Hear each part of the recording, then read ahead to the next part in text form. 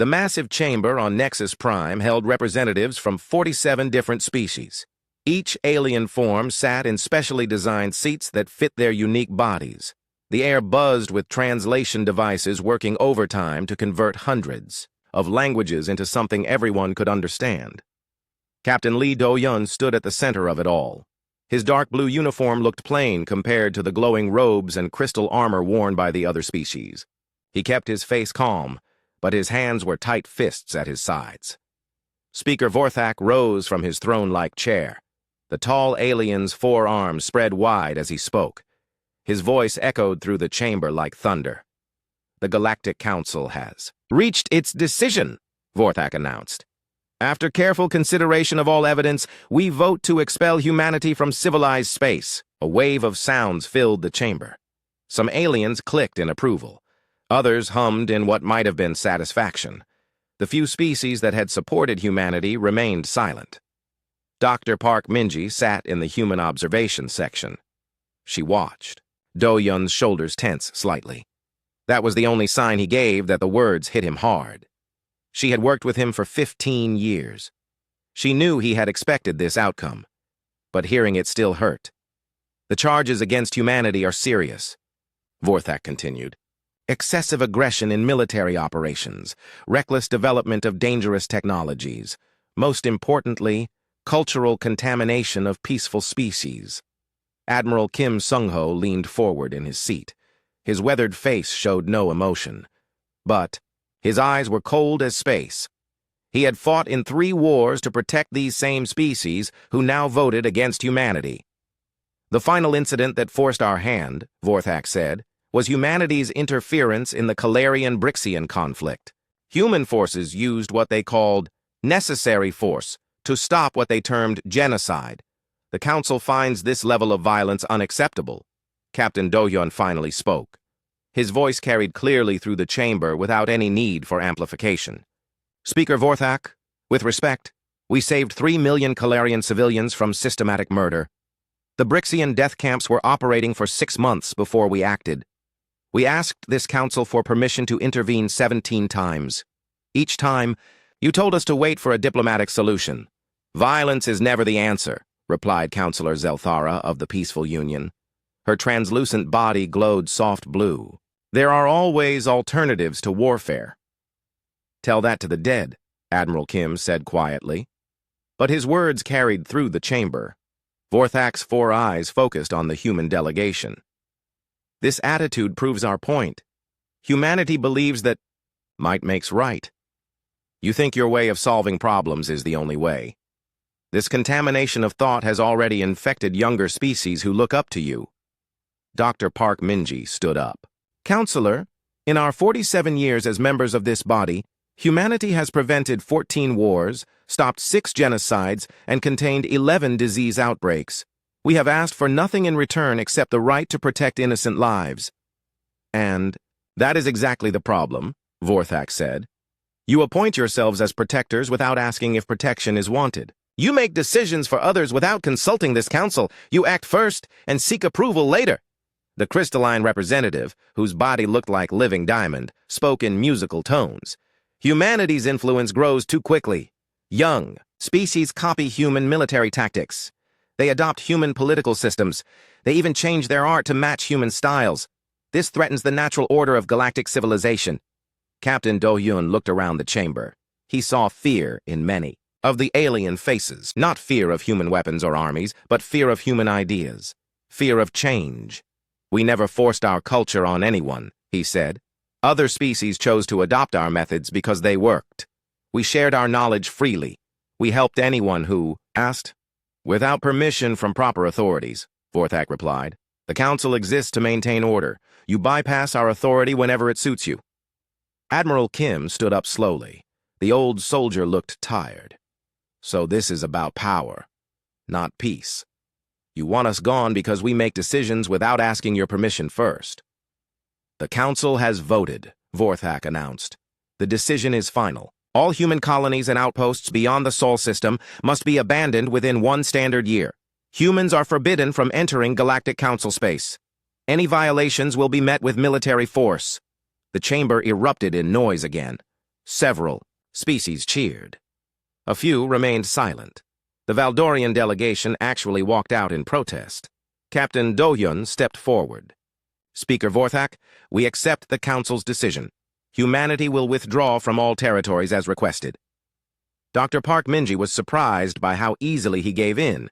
She expected more of a fight. However, Do-hyun continued, we wanted on record that we offered partnership. We offered to work within your system. You chose separation instead. History will judge whether that was wise.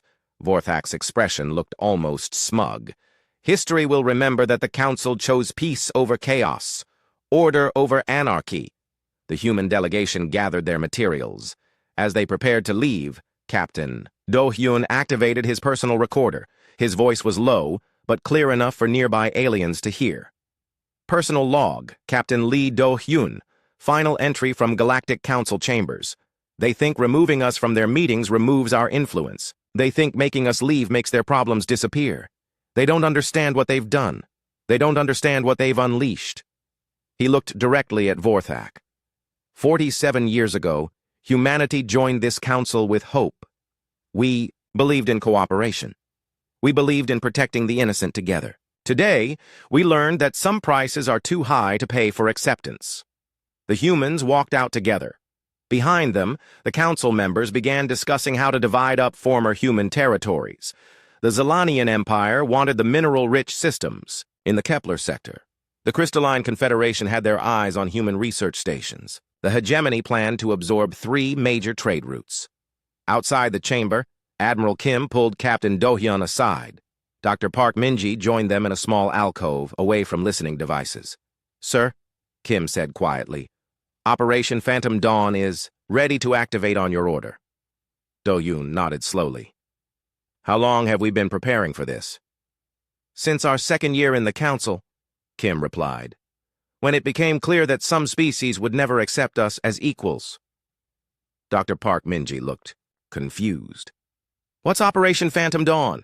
Do-hyun smiled, but there was no warmth in it. Insurance, Doctor. Insurance against exactly what just happened in there. He activated his comm device. Admiral Kim, you have authorization to begin Phase 1 of Phantom Dawn. Inform all human colonies and outposts. The withdrawal begins immediately. And the ghost protocols? Kim asked. Activate them all, Do-hyun said. Let's show the Council the difference between human presence and human absence. As they walked toward their ship, Dr. Park Minji could hear the sounds of celebration from the Council chamber. The aliens thought they had solved their human problem. She wondered if they would still be celebrating in a year. The human delegation boarded their vessel, the New Soul.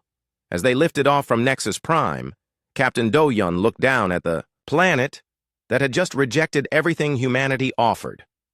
They wanted us gone, he said to his crew. Now they'll get exactly what they asked for. The ship jumped to hyperspace, beginning humanity's journey into exile. Behind them, the Galactic Council continued their victory celebration, completely unaware that they had just made the biggest mistake in galactic history. 6 months had passed since the humans left. The galaxy felt different now, though most Council species couldn't quite say how. Commander Zelkoth of the Zalanian Empire stood on the bridge of his flagship as it approached the Kepler sector.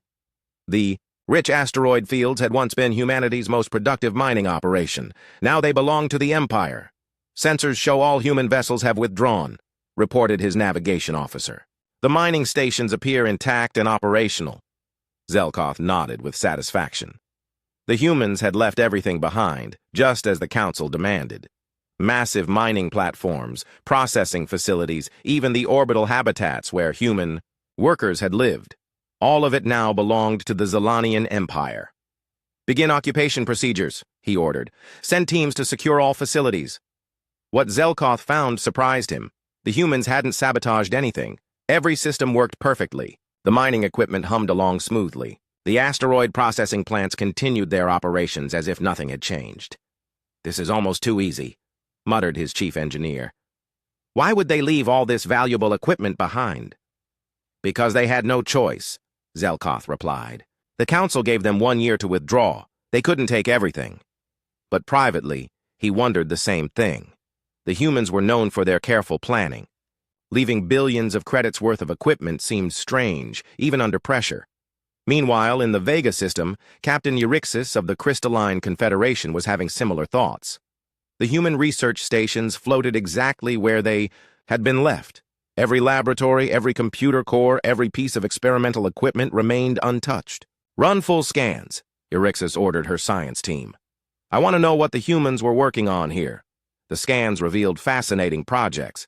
Advanced shield technology, new faster-than-light drive designs, even early work on dimensional physics. The humans had been busy during their time in council space. "Sir," called her communications officer, "we're receiving messages from some of the research stations. It appears there are still humans aboard." Rixus felt her crystalline body pulse with alarm. "What? The withdrawal deadline passed months ago. They claim to be independent researchers who have renounced their citizenship with humanity. They want to continue their work under our protection." This was unexpected. Euryxis decided to investigate personally. She transported to the largest research station, where she met Dr. Choi Hyun-woo, a middle-aged human scientist. "Dr. Choi," she said through her translator, "you chose to stay behind when your people left?" Choi nodded earnestly. "Captain, my life's work is here. 20 years of research into quantum mechanics. I couldn't abandon it. My small team feels the same way. And you renounce all ties to humanity?" "Completely," Choi replied. "We are citizens of no government now. We seek only to continue our research in peace." Euryxis found this acceptable. The humans had valuable knowledge, and keeping them as researchers would benefit the Confederation. She agreed to let them stay. What she didn't know was that Dr. Choi had been expecting her visit. His real name was Choi Hun-woo, but his mission had nothing to do with quantum mechanics. He was a communications specialist, and his research team consisted entirely of intelligence operatives. Similar scenes played out across former human space. The hegemony took control of 3 major trade routes, finding the space stations and navigation beacons perfectly maintained. They even found human staff who claimed to want to stay and work for their new alien employers. Counselor Yoon Jae-won watched these developments from a hidden base in the Outer Rim. The former human representative to the Galactic Council was now, officially, a rogue diplomat wanted by Council security. In reality, he was coordinating the largest intelligence operation in human history. "Status report," he asked Captain Nam Soo-young, who had just returned from a scouting mission. "All phases proceeding as planned," she replied. "The Council species are settling into former human territories exactly as we predicted. They believe they're getting the benefits without the costs. And our embedded assets? Over 3,000 operatives now working directly for Council species. They think these people are defectors or independent contractors. None suspect they're still loyal to humanity." Yoon Jae-won smiled grimly. The Council had been so eager to claim human assets that they never questioned the humans who wanted to stay behind. Every defector had been carefully chosen and trained for this exact scenario. At first, everything seemed to work in the Council's favor. Without human interference, they could handle conflicts their own way. The Calarian-Brixian War had resumed. But the Council declared this a natural resolution to ethnic tensions. Trade between Council species increased without human middlemen taking their cut. The Zelanian mining operations in the Kepler sector were producing more resources than ever. The crystalline research stations were making breakthrough discoveries, almost daily. But then strange things began to happen. The first incident occurred in the Vega system. A routine supply convoy simply vanished between 2 jump points. No distress signals, no debris field, no explanation. One day it was there, the next it was gone.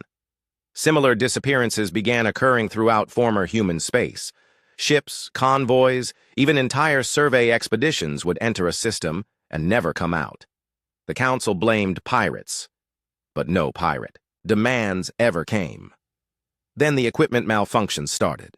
The mining platforms in the Kepler sector began experiencing random shutdowns. Each time, Dr. Choi Hyun-woo and his team would fix the problems quickly. But the repairs required increasingly expensive replacement parts that had to be ordered from distant suppliers.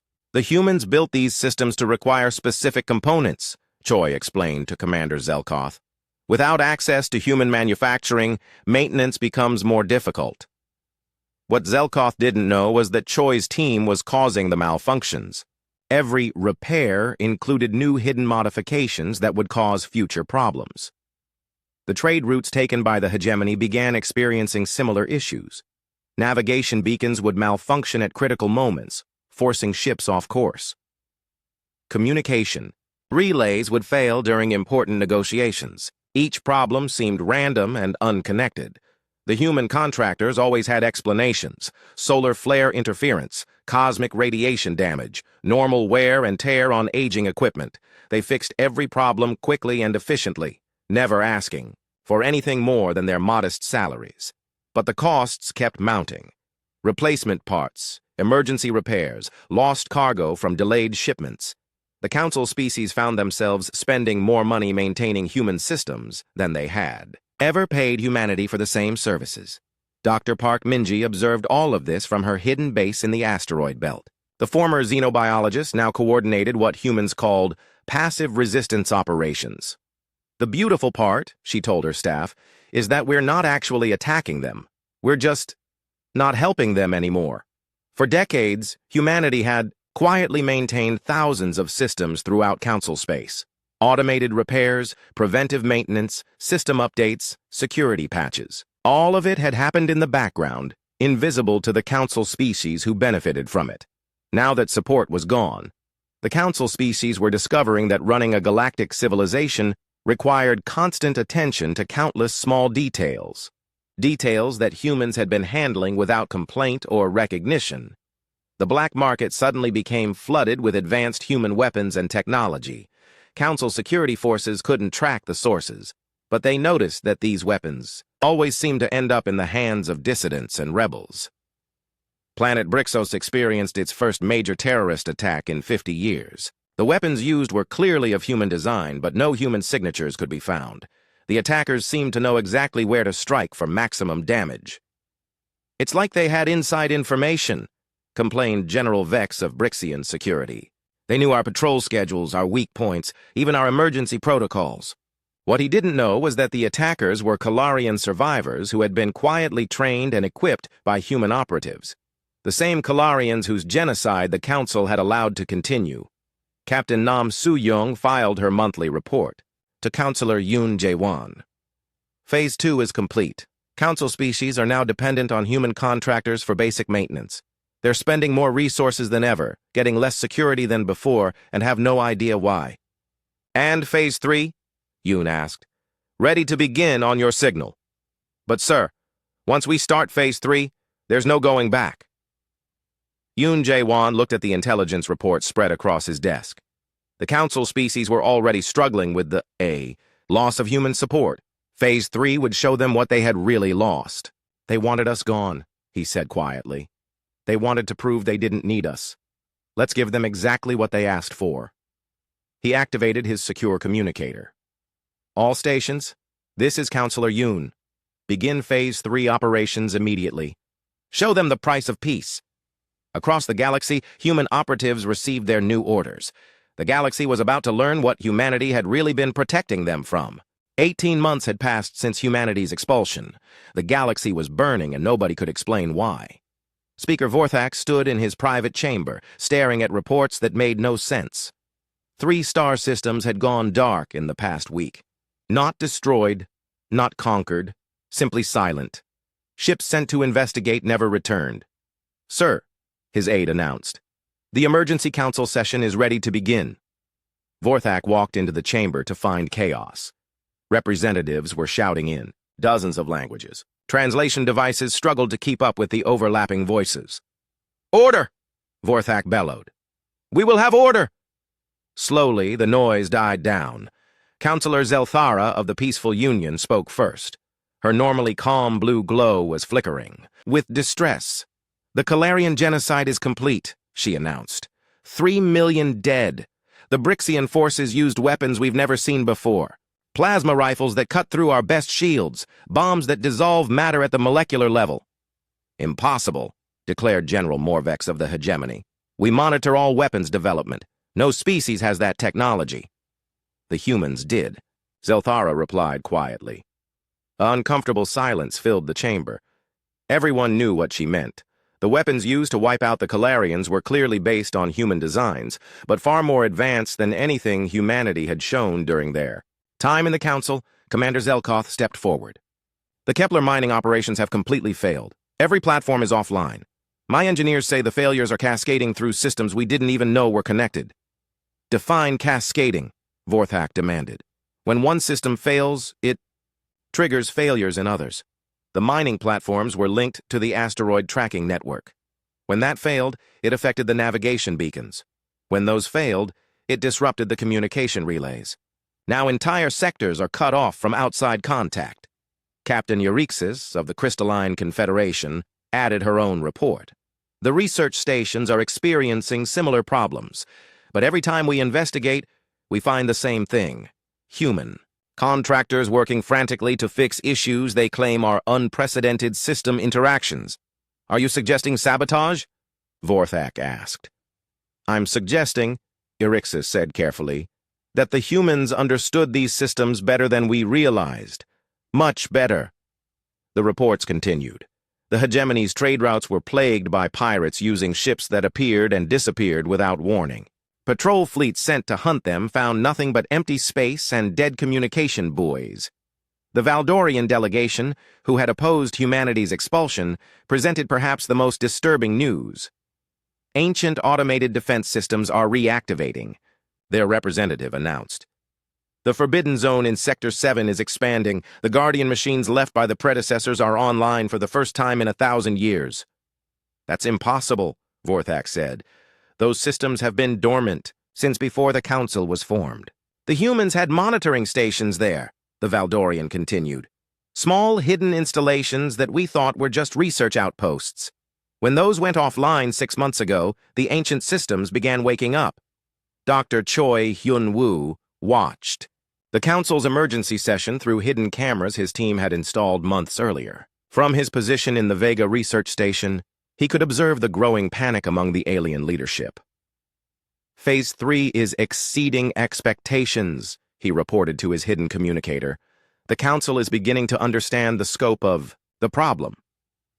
The voice that answered belonged to Colonel Bei Jinwoo, though the Council would have been surprised to learn he was operating from a base hidden inside an asteroid in the hegemony's own territory. Any signs they suspect organized resistance? Bei asked. They're still thinking in terms of isolated incidents, Choi replied. They don't see the pattern yet. The pattern was complex but simple. For decades, humanity had been quietly managing thousands of interconnected systems throughout Council space. They had monitored ancient weapons, contained dangerous technologies, prevented conflicts from escalating, and maintained the delicate balance that kept galactic civilization stable. The Council species had seen only the surface: human diplomats, human trade ships, human research stations. They never realized that beneath it all was a vast network of monitoring posts, automated systems, and hidden installations that kept their galaxy safe. Dr. Lim Yunji coordinated much of this network, from her base on the edge of Council space. The ecological warfare specialist had spent 20 years studying the galaxy's most dangerous phenomena. She knew exactly what would happen when human protection was removed. The plague worlds are next, she told her team. Quarantine systems will fail within the month. Her prediction proved accurate. 3 weeks later, emergency broadcasts flooded Council communication networks. An ancient bioweapon had escaped containment on a dead world in the Outer Rim. The pathogen was spreading faster than any known disease. How is this possible? Demanded Vorthak during another emergency session. That world has been quarantined for centuries. The quarantine relied on automated monitoring systems, explained a hegemony scientist. Human-built systems that maintained the containment fields and early warning networks. But we've been maintaining those systems ourselves. Since the humans left, sir, we've been maintaining the visible parts. The humans never told us about the hidden components. Systems within systems. Backups to the backups. We thought we understood their technology, but we only saw what they wanted us to see. The truth was becoming clear, though most Council members still refused to accept it.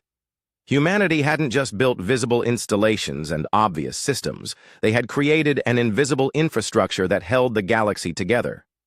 Captain Nam Soo-young smiled as she read the intercepted Council communications. Her ship The Phantom Dawn was officially listed as destroyed in the human withdrawal. In reality, it was the flagship of a ghost fleet that had been operating in Council space for over a year. Target acquired, her weapons officer reported. Brixian supply convoy, heavily guarded. Remember the rules, Nam said. No human signatures. Make it look like Calarian revenge attacks. The attack was swift and brutal. The convoy's guards found themselves facing weapons and tactics they couldn't counter. Ships that moved like human vessels but carried no human energy signatures. Pilots who fought with human precision but spoke in Calarian voices. When it was over, the guards who survived would report an attack by unknown Calarian terrorists using stolen technology. They would never suspect that their attackers were actually humans, led by survivors of the genocide the Council had allowed to happen. Counselor Yoon Jae-won reviewed the month's operations from his hidden command center. The former Council representative now coordinated the largest covert operation in galactic history. Status report, he asked Agent Kang Dae-ho, his psychological operations specialist. The Council species are beginning to turn on each other, Kang reported. Brixian leaders blame the hegemony for supplying weapons to Calarian terrorists. The hegemony accuses the Zelanian Empire of sabotaging their trade routes. Everyone suspects everyone else. And the humans?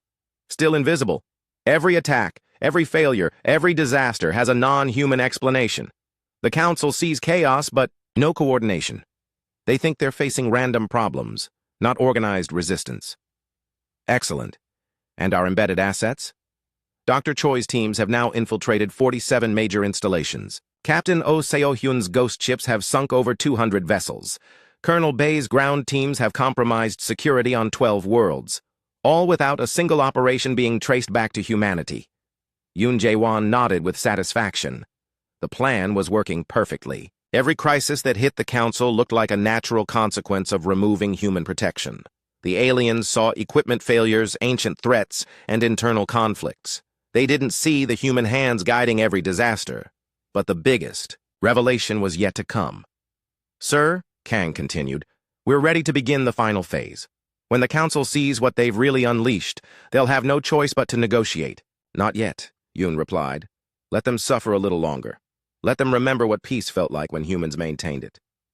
He activated his secure broadcaster, sending a message that would reach every human operative in Council space.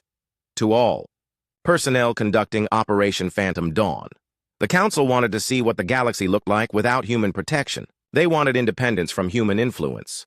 Continue showing them exactly what they asked for. The message reached Dr. Park Min-ji at her asteroid base. The former xenobiologist was now coordinating what humans politely called selective system maintenance failures. They still don't understand, she told her team. They think we're just another species they can dismiss. They don't realize that some responsibilities can't be shared or transferred. Some jobs require people willing to do whatever it takes to protect innocent lives. And when they finally figure it out? Asked her deputy. Then, Park said with a cold smile, they'll learn the difference between asking for help and begging for it. The galaxy continued to burn. Council species fought wars they thought were about ancient grudges, never realizing they were being carefully orchestrated by human agents. Systems failed that they thought were just aging technology, never knowing they were being sabotaged by the very humans they employed to fix them. 2 years had passed since the expulsion. The galaxy was dying, and everyone finally understood why. Admiral Kim Sung-ho stood on the bridge of his flagship, the Indomitable Will, watching the tactical display with grim satisfaction. The ship was officially destroyed, according to Council records. In reality, it was the command center for the largest military operation humanity had ever conducted. Sir, reported his intelligence officer, the Council has figured it out. Emergency session. Started an hour ago. Kim nodded. It had taken them long enough. The Council species were finally putting together the pieces of humanity's true role in galactic civilization. Any word from our embedded assets? Dr. Choi reports that Vorthak is demanding answers. Captain O says the Ghost Fleet operations are proceeding perfectly. Colonel Bay confirms that ground operations have compromised security on 37 worlds. Kim smiled coldly. And they still think we're just pirates and terrorists. The truth was far more complex. For 2 years, humanity had been conducting the most sophisticated deception in galactic history. Every attack looked random. Every system failure appeared accidental. Every crisis seemed like a natural consequence of removing human oversight. But there was nothing random about it. Agent Kang Dae-ho had studied alien psychology for 15 years. He knew exactly which buttons to push to make each species react predictably. The Zilanian Empire valued strength above all else, so he made them look weak. The Peaceful Union prided themselves on harmony, so he created discord. The Crystalline Confederation treasured knowledge, so he made them ignorant of threats. The beautiful part, he told his team from their hidden base, is that they're doing most of our work for themselves. The Brixian-Kalarian conflict had been a perfect example. Humanity hadn't started the genocide, they had simply stopped preventing it. When human peacekeepers withdrew, ancient hatreds flared back to life. The weapons that made the slaughter so efficient had been left behind deliberately, disguised as abandoned military supplies. Captain Oh Seo-hyun commanded what the humans called the Shadow Fleet. 50 ships that officially didn't exist, crewed by humans who were supposed to be dead. They struck without warning and vanished without trace, always leaving evidence that pointed to someone else. "Target acquired," her weapons officer reported. "Hegemony Patrol Fleet." "Remember the protocol," Oh replied. "Zilanian energy signatures, crystalline tactics, peaceful union mercy, meaning none." The attack lasted exactly 7 minutes. When it was over, 3 hegemony ships were destroyed and 2 were crippled. The survivors would report being attacked by a joint Zilanian crystalline fleet, further damaging the already fragile alliance between Council species. What the survivors didn't know was that O's ships used holographic projectors to mimic other species' vessel designs. Her crews spoke perfect alien languages and used tactics copied from enemy manuals. Every attack looked like it came from a different species. Phase 4. Complete, O reported to Admiral Kim. Hegemony forces are now convinced that the Zilanian Empire is behind the pirate attacks. They're preparing for war. Excellent, Kim replied. Begin Phase 5. It's time to show them what they really lost. Dr. Lim Yoonji received the Phase 5 authorization at her hidden research facility. The ecological warfare specialist had been waiting 2 years for this moment. Finally, she could reveal the true scope of humanity's protective network. "Initiate Pandora Protocol," she ordered her team. Across the galaxy, automated systems that had been dormant since humanity's withdrawal suddenly activated. But these weren't human systems. They were the galaxy's own natural defenses, systems that humanity had been secretly maintaining for decades. The first crisis hit the Vega system. Ancient predecessor machines buried deep in the system's largest planet suddenly came online. These massive constructs had been built by an extinct species millions of years ago, designed to contain interdimensional parasites that fed on living minds. For 50 years, human scientists had maintained the containment fields that kept these parasites locked away. When the humans left, their alien replacements had continued the basic maintenance, never knowing that the real threat required constant psychological monitoring and mental conditioning of the machine intelligence. "Sir," Dr. Choi reported to his crystalline supervisor, "the predecessor systems are showing massive instability.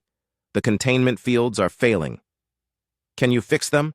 Captain Erixis asked desperately. "I'm trying," Choi lied smoothly. "But these systems require specific mental calibration protocols.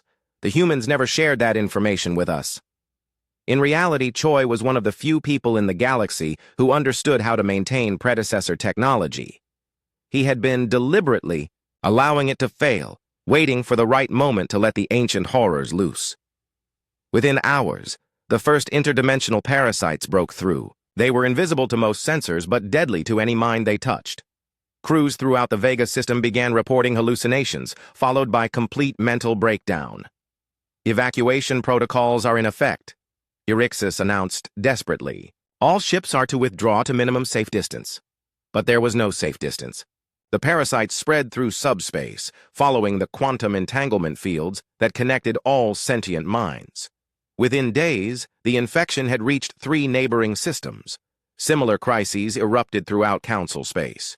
On the edge of Zilanian territory, automated quarantine systems failed. releasing a bioweapon that turned matter into expanding crystal formations. In hegemony space, stellar manipulation devices left by ancient civilizations began destabilizing stars. Each crisis looked like an accident. Aging systems failing after millions of years of operation, natural disasters striking at the worst possible moment, ancient threats awakening from long slumber. But Admiral Kim knew better. Every crisis had been carefully planned and timed. Humanity had spent decades mapping every dangerous system, every ancient weapon, every sleeping horror in council space. They had built an invisible network of monitoring stations, containment fields, and early warning systems. The Council had never asked about these systems. They had never wondered why certain dangerous regions remained stable, why ancient weapons stayed dormant, why deadly phenomena never spread beyond their origin points. "Sir," his communications officer announced, "we're receiving a transmission from the Council emergency session." Kim smiled. "Put it through." The voice that came through the speakers belonged to Speaker Vorthak, but it sounded broken and desperate. "To any human forces still operating in Council space, the Galactic Council requests immediate assistance with multiple containment failures. We are prepared to discuss terms for resuming diplomatic relations." "Requests assistance," Kim repeated with amusement. "Not demands, not orders. Requests." He opened a secure channel to Counselor Yoon Jae-won. "Sir, the Council is ready to talk." "Not yet," Yoon replied from his hidden command center. "Let them see the full scope of what's coming." The final revelation came 3 days later. Long range. Sensors throughout Council space detected something that made every alien leader's blood run cold. A dark matter storm was approaching the galaxy, a phenomenon that occurred once every 10,000 years. Dark matter storms were essentially invisible tsunamis of destructive energy that could destroy entire solar systems. The last one had wiped out the predecessor civilization and dozens of other advanced species. "Estimated time to impact?" Vorthak asked his science advisors. 6 months, sir. The storm front will reach our outer territories in 6 months. "What are our defensive options?" Silence. Finally, one scientist spoke up. "Sir, our records show that the humans had been tracking this storm for 40 years. They built a network of deflector stations throughout the galaxy's edge." "Then activate them." "We can't, sir. The deflector network requires quantum-level coordination between thousands of installations. The control protocols were stored in human computer systems that we can't access." Vorthak felt the weight of his 4 arms as the truth hit him. For decades, humanity had been preparing for this storm. They had built defenses, developed countermeasures, created backup systems, all while serving on the Council, participating in debates about minor trade disputes and diplomatic protocols. "Find me every human contractor, every defector, every person who claims to have knowledge of these systems," he ordered. But when Council security tried to locate the human contractors who had been working in their territories, they found only empty offices and abandoned research stations. Dr. Choi and his teams had vanished overnight, taking their knowledge with them. The few humans they managed to contact gave the same response. "We are no longer citizens of any Council member species. We cannot provide assistance without proper authorization from legitimate government representatives." Captain Oh Seo-hyun delivered the final blow. Her ghost fleet appeared simultaneously in 12 different systems, dropping off packages at major Council installations. Each package contained the same thing: a data crystal with a message from Admiral Kim Sung-ho. "To the Galactic Council," the message began. "For 47 years, humanity served faithfully as members of your organization. We asked for nothing except the right to protect innocent lives. You repaid this service with exile and condemnation. 3 years had passed since humanity's expulsion. The galaxy was dying, and the Galactic Council had finally learned to beg." President Hong Ji-young sat in what had once been Earth's embassy on Nexus Prime. The building should have been empty, abandoned when humanity was expelled. Instead, it hummed with activity as if nothing had ever changed. Speaker Vorthak entered the chamber, his 4 arms trembling with exhaustion. Behind him came representatives from every major council species. They all looked defeated, broken by 3 years of constant crisis. "President Hong," Vorthak said, his voice barely above a whisper, "thank you for agreeing to meet with us." Hong smiled coldly. "Speaker Vorthak, You look tired. Please sit down. All of you. The alien representatives took their seats awkwardly. They were used to humans standing respectfully while aliens sat in positions of power. This reversal felt wrong to them, but they had no choice. I understand you have a problem, Hong continued. Several problems, actually. Interdimensional parasites in the Vega system, crystal plague spreading through Zelanian territory, stars going supernova in hegemony space, and of course the dark matter storm that will reach your territories in 3 months. We need your help, Vorthak admitted. The deflector network, we can't operate it without human knowledge. Interesting, Hong replied. 3 years ago, you told us that humanity was too dangerous to remain in council space. You said we were aggressive, reckless, and contaminating your peaceful civilization. What changed? Councillor Zelthera of the Peaceful Union spoke up. We were wrong. We see that now. Humanity was protecting us, not threatening us. Protecting you from what? From everything, she whispered. From the galaxy itself. Hong nodded slowly. For 47 years, humanity served faithfully in this council. We prevented wars, stopped genocides, contained disasters, and maintained systems you never knew existed. We asked for nothing except the right to help. She stood up and walked to the massive window overlooking Nexus Prime. The city below showed signs of damage from the crystal plague that had spread here 2 weeks ago. Do you know what this embassy really is? She asked. The aliens looked confused. Vorthak shook his head. This building has been continuously occupied by human personnel for 53 years. Not just diplomats. Intelligence officers, engineers, scientists, soldiers. We never left, Speaker Vorthak. Even when you expelled us, we remained. General Shin Taehyung entered the chamber, wearing the uniform of the Human Defense Forces. The aliens gasped. According to their records, he had died in the human withdrawal. General Shin, Hong said, please explain to our guests what Operation Phantom Dawn actually accomplished. Shin activated a holographic display that filled the center of the room. It showed the galaxy with thousands of red markers scattered throughout council space. Each marker represents a human installation that remained operational after the supposed withdrawal, he explained. Monitoring stations, weapons caches, communication relays, emergency shelters, and command centers. We have been watching everything for 3 years. Impossible, Commander Zelkoth protested. We searched every former human facility. We found nothing. You found exactly what we wanted you to find, Shin replied. Abandoned surface installations and obvious equipment. You never looked deeper. You never asked why human facilities were always built with such extensive underground components. He touched a control, and the display zoomed in on Nexus Prime itself. Beneath the planet's surface, a vast network of tunnels and chambers appeared in blue light. Nexus Prime alone has over 200 hidden human facilities. We've been operating them continuously since before you founded this council. Every species that has ever held meetings in this building has been under constant human observation. The aliens stared in shock. Their most secure world, the center of galactic government, had been completely compromised for decades. Why? Vorthak asked weakly. Why go to such lengths? President Hong returned to her seat. Because we understood something you never did. Galactic civilization isn't maintained by laws or treaties or diplomatic agreements. It's maintained by people willing to do the hard work that nobody else wants to do. She activated another display showing the dark matter storm approaching the galaxy. This storm occurs every 10,000 years. It destroyed the predecessors. It wiped out the Zynthians. It ended the reign of the Crystal Lords. Every advanced civilization that has ever existed in this galaxy has faced this test. And they all failed, General Shin added grimly. Do you know why? The aliens waited in silence. Because when the crisis came, they couldn't work together. They spent their time arguing about who was in charge, who deserved credit, who would benefit most from the solution. By the time they finished debating, it was too late. Hong leaned forward.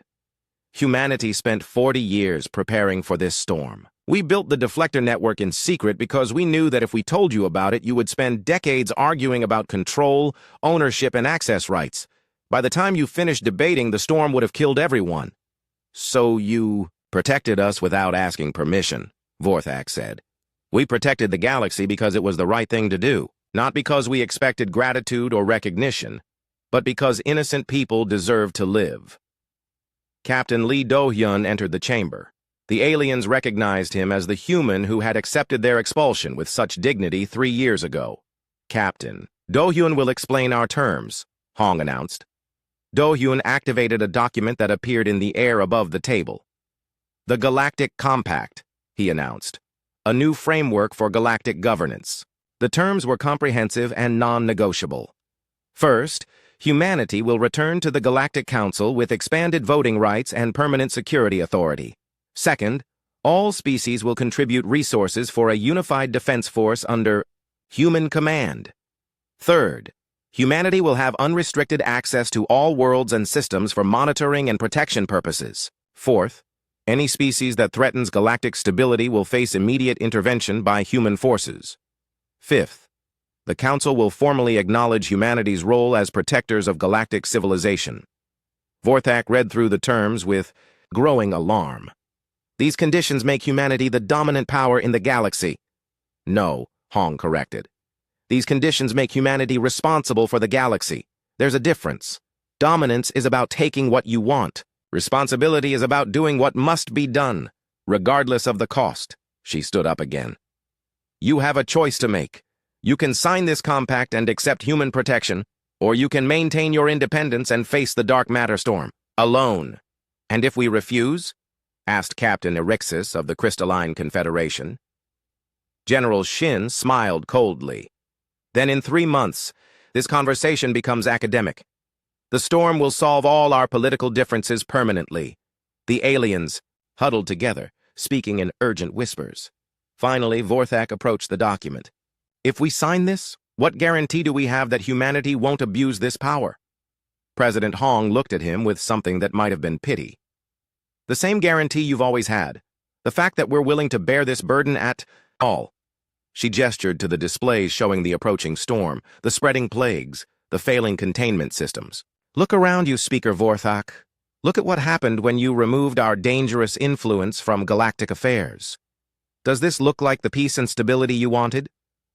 One by one, the alien representatives signed the Galactic Compact. Each signature felt like defeat, but they had no choice. The alternative was extinction. As the last signature was added, President Hong activated her communicator. Admiral Kim, initiate Operation Dawn's Light. Begin deflector network activation. All human forces assume protective positions throughout Council space. Throughout the galaxy, human ships that had been hidden for 3 years emerged from asteroid fields, gas clouds, and dimensional pockets. Space stations that had appeared abandoned suddenly blazed with activity. The vast network of human installations revealed itself in full glory. The deflector network came online just as the dark matter storm's leading edge reached the galaxy's outer rim.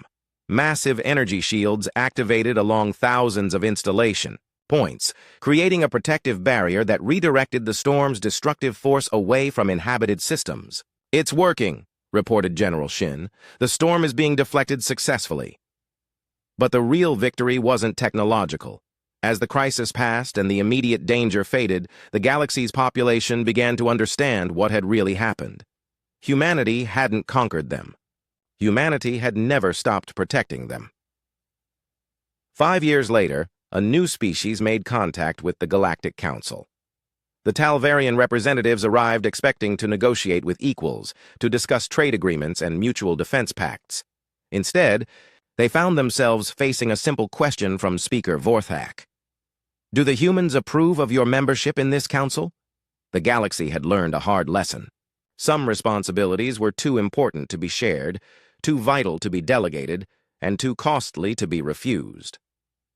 President Hong watched the new species' confusion from her office in the human embassy. The building that had never truly been abandoned, in the city that had always been under human protection, on the world that had always been within humanity's shield,